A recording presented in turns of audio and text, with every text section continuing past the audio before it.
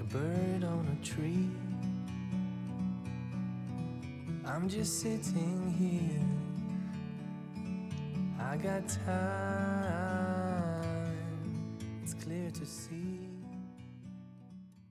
I'll be with you in apple blossom time.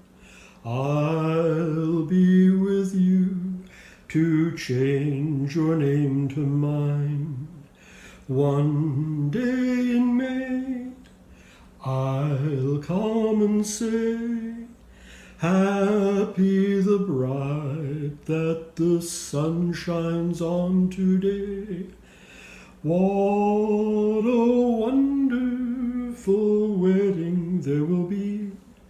What a wonderful day for you and me. Church bells will chime, you will be mine in apple blossom time. Well, that was the first song that came to my head when I was trying to think about a song that had to do with apples.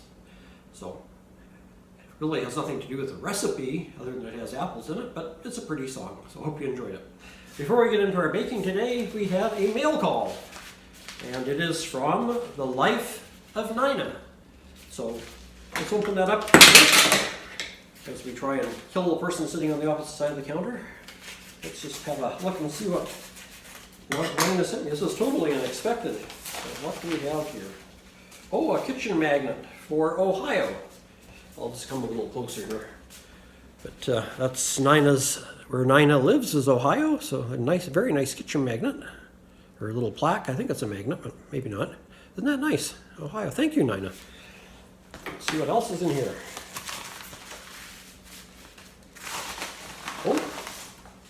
Oh, there's a few there. Oh, look at that. Ohio keychain. That's fantastic. And a lovely card. And it says, there's only one man, the author of life, who overcame death and the grave. There's only one Lamb who is holy enough, whose blood has the power to save. There's only one Shepherd with love so great, he chose to die for our gain. There's only one Lord, one matchless King, who's worthy forever to reign. Wishing you great joy as you celebrate Jesus, our triumphant risen Lord. So it's an Easter card, and it says, love and prayers from Steve and Nina. Steve is her husband, if you don't watch him, The Life of Nina. If you haven't checked out Nina's channel, I encourage you to do so. Lovely, lovely lady, and she does some Bible studies. She did one not too long ago on miracles. She also does some sort of travel vlogs and has been to different places, including a little village that was a mining village but was bought by a man who's trying to start a kind of arts and crafts community, almost like a living museum sort of thing. So anyway, she does lots of interesting things. So please check out The Life of Nina. All right, today we're going to make something very easy. You will need a microwave or a double boiler for one part of it, but other than that, you don't have to deal with heat at all. So the first thing you're going to want is some apples, and you're going to want to core them. See through you there. Maybe I'll move you closer because you don't need to really see me, but it would be good to see what I'm doing. There we go. And what we're going to do with the apple is we're going to cut it in about 1/4 inch slices. So you don't want thin slices, you want them to be fairly thick. And I've got parchment paper in my cookie sheet here. You could use wax paper or aluminum foil. It's just to keep the acid of the apple off your cookie sheet.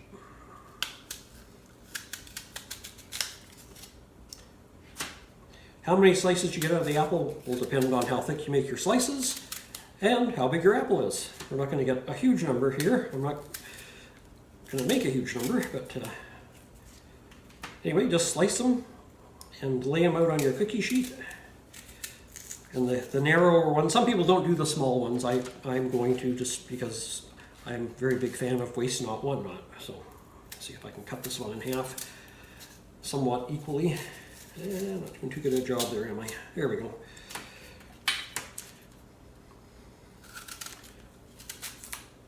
So, if you've ever had a Girl Guide cookie called a Samoa, or Samoas, you're going to have a kind of an idea what we're doing here. But Girl Guide cookie, of course, has a cookie base. And what we're doing is we're replacing the cookie part of that with a slice of apple. So these are apple-based Samoas. Now, there is a country called Samoa. And years ago, I moved from British Columbia, Canada, down to California, to a very small town in Humboldt County, which is still there, but not what it was at the time. At that time, there was a pulp mill operating. Anyway, the name of the small town was Samoa, California, and it was not far from Eureka and Arcata, California. But I remember when we moved and we crossed the border from British Columbia into the United States, the gentleman at the border, of course, looked at all our papers and he said, where are you going? And my dad said Samoa, not thinking to say Samoa, California. He just said Samoa. And the customs immigration fellow looked at him and says, aren't you kind of coming a long way around to go through the United States to get to Samoa? And my dad looked at him funny and then realized what the guy was thinking. He goes, oh, no, Samoa, California, the town. Oh, said the guy. Okay. So, anyway, the next thing you're going to want is peanut butter. Now, whether you want to use sweetened peanut butter or unsweetened, that's totally up to you. I'm kind of a fan of Kraft, but use whatever brand of peanut butter you want. That doesn't matter. And what you're going to do is you're going to take some peanut butter and you're going to put a thin layer of peanut butter, I got too much here, around your apple slice. Don't need to make it too thick. How much you put on, I guess, depends on how much you like peanut butter. Now, if you don't like peanuts or don't like peanut butter, you could use Nutella. That's, I believe, a hazelnut-based spread, hazelnut and chocolate. Naturally, I've kind of changed it up. That'd be another option for any of us, really, but especially if you don't like peanuts or if you have an allergy. But anyway, this is kind of the messiest part of the whole process. It's just spreading this peanut butter around on these little apple wedges. And of course, you all washed your hands before you started, because if you didn't, when I die, I'm going to come and haunt you. This is, like I say, a fairly easy snack to make. This is probably the hardest part right here, and the messiest part is spreading the peanut butter around on the apple slices. We'll get that done. You see what I'm doing here, right? How I'm buttering the apple slices with peanut butter. I guess you could use apple butter if you wanted. It'll be kind of like overkill on the apple part, maybe. Alrighty, I'm going to pause you and we'll come back after I get the rest of these done, because otherwise you'll probably fall asleep before we're finished. Okay, we're back. I've got my peanut butter on all of my apple slices. Now, traditionally, Samoas would have coconut next. And I'm going to do a few that way. I'm going to use a spoon because I'm allergic to coconut. And so these ones my wife will have to eat. I mean, I don't even want to touch it. So we'll put a little coconut on there. I'll do about 3 that way. Have to be careful I don't get it on the other ones.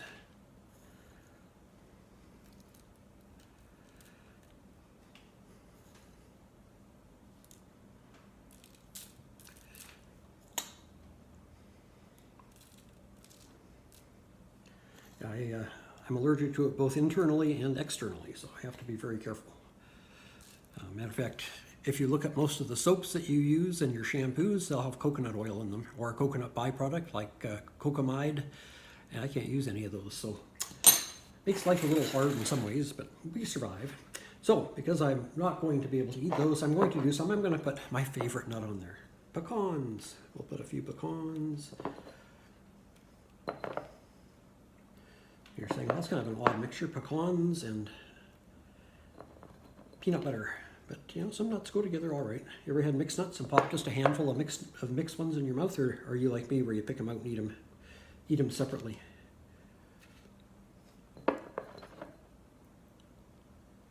We'll put a few pecans on these. Oops. part of the reason for the peanut butter, of course, is besides the flavor, it helps the things to stick to the top of the apple slice. Now, another way to do this, if you don't want to use apple slices, you could make shortbread cookies or sugar cookies and then put the peanut butter on the top and use them for your base. Spread peanut butter on the top and then carry on as we're doing here.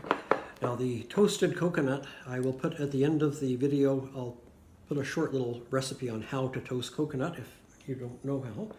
And I think we'll do a few here with some sliced almonds on them. How does that sound? Anybody like sliced almonds?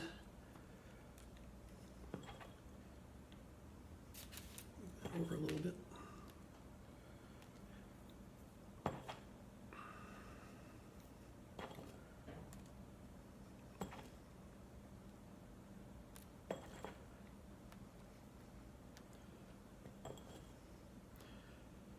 Now, if you like ants on a log, which if you don't know what ants on a log is, that's a celery stick with peanut butter in the concave side and raisins placed along it. You might want to try this with raisins if you like the combination of raisins and peanut butter.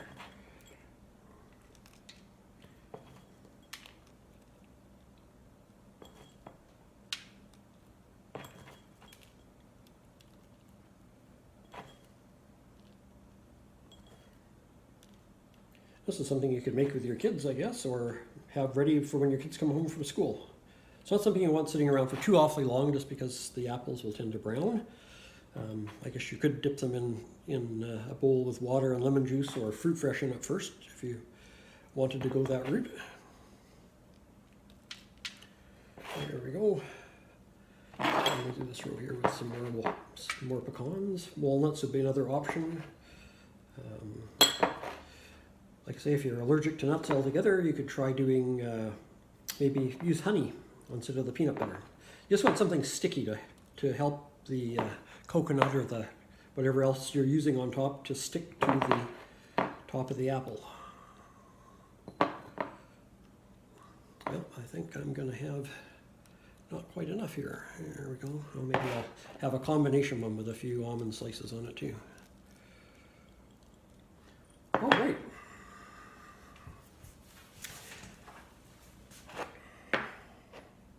So that's our third step. So first step was coring and slicing our apples, and second step was putting on the peanut butter. Third step was putting on this topping. And now I'm going to pause you again so I can put the camera back where it was. All right. So our fourth and final step is you're going to want some chocolate. I'm using chocolate chips, milk chocolate chips. You could use baker's chocolate, whatever you want. And there's two ways we're going to melt it. And there's two ways to do that. One is to use a double boiler, or I'm going to do mine in the microwave. So when you microwave it, you want to do it in 20-second intervals. And the thing is, when the 20 seconds is up and you take the chocolate chips, as I'm using, out of the microwave, they will continue to melt. So you don't want to do it for too long, or you'll end up burning the chocolate or giving it a burnt taste.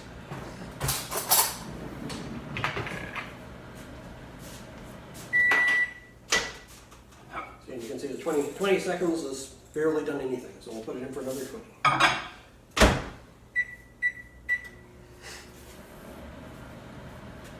So just kind of have a look at it after 20 seconds. Microwaves vary as well, so you have to kind of watch it, but 20 seconds should be good. Just do 20 seconds, have a look at them, see if they're starting to melt. Another 20 seconds, and just, like I say, if you get it to the point where they're mostly melted but there's still some lumps, that's when you want to stop.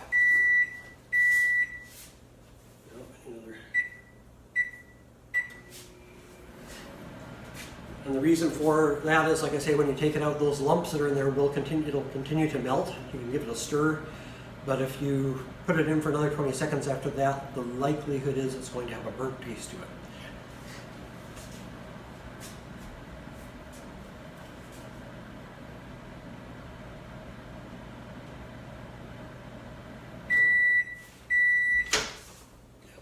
Now they're starting to melt. Let's give them a little stir here.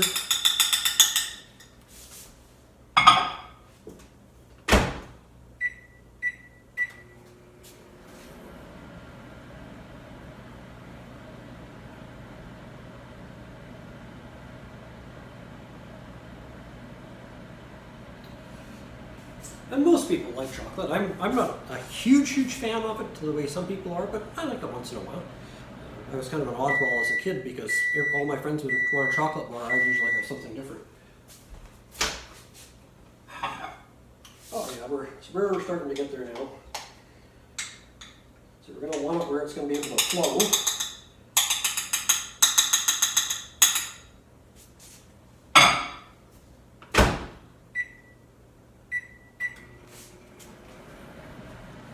And what we're going to do is we're going to drizzle the chocolate over the top of this. And then we'll put it in the fridge for a minimum of 10 minutes. And we'll have a very nice, tasty, and fairly healthy snack, depending on what your toppings are. You've got your apple, you've got peanut butter, you've got other types of nuts, and the chocolate just to add that light little extra nice taste to it. You know, we're starting to get there.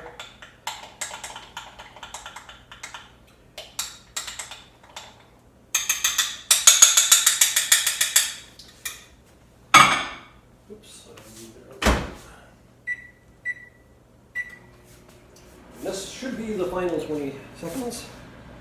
Move that over. And this is why I put the parchment paper in my cookie sheet, because you really don't want to get chocolate on the bottom of your cookie sheet. You could end up having to really do some scrubbing to get it off. So.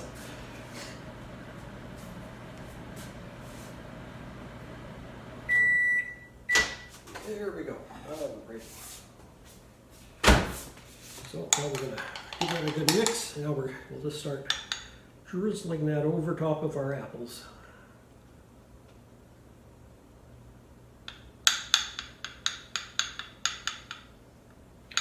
Now, if you're a real perfectionist, you can get it, make nice little lines and do all that. I figure when somebody starts chewing on these, they're not going to look that good anyway. So depends, I guess, what you're doing it for. If you're doing it for a party or something, you might want to put the chocolate in a cake decorator and you know, make nice little lines with it all over your toppings. But I just glob it on here.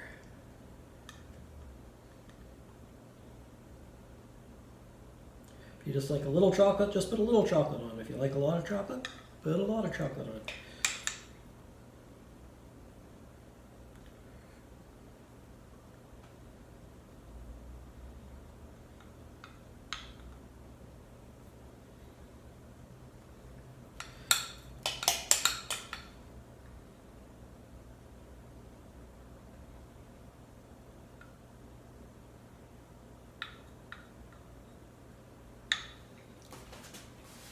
And you don't have to cover the whole top, you just want enough on there that with each bite you'll get a bit of chocolate. I'm probably going to have to do melt a few more to get this on.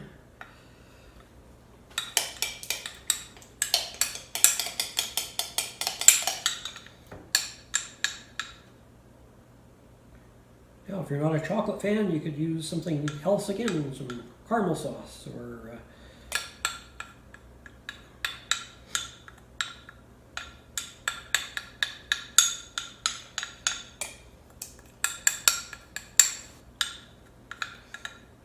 now, to make the chocolate flow easier, you can actually add just a little bit of butter to it. But the only problem with that when you do it is that it takes longer for it to set up.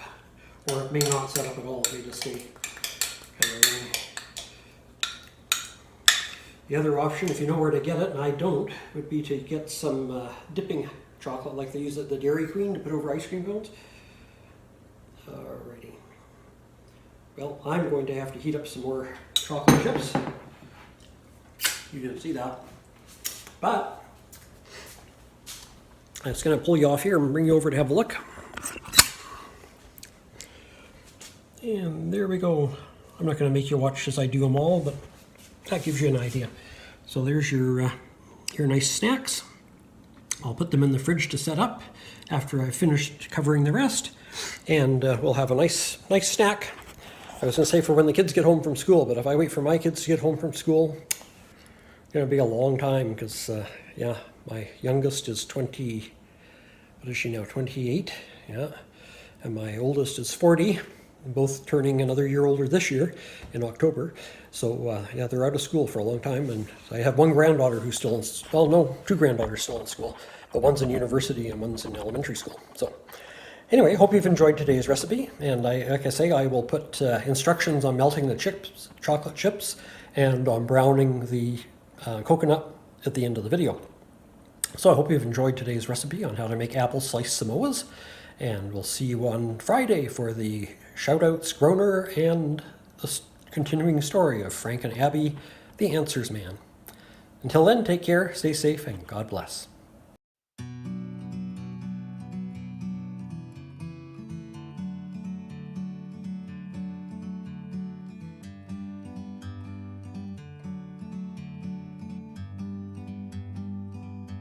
Like a bird on a tree, I'm just sitting here. I got time, it's clear to see from up here.